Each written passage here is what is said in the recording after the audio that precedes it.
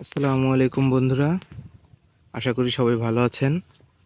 আপনারা দেখতে পাচ্ছেন গত 1 মাস আগে আমরা এই গাছটিকে সম্পূর্ণ এই গাছ দুইটা হার্ড প্রুনিং করে দেওয়া হয়েছিল।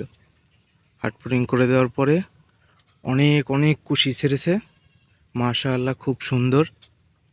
এই যে অনেক অনেক কুশি ছেড়েছে। আশা করা যায় আগামী বছর প্রচুর পরিমাণে আম ফল আসবে। সবাই দোয়া করবেন।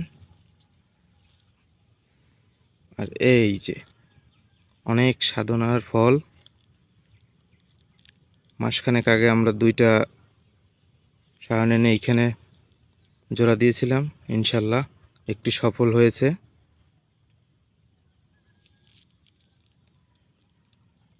এটা হলো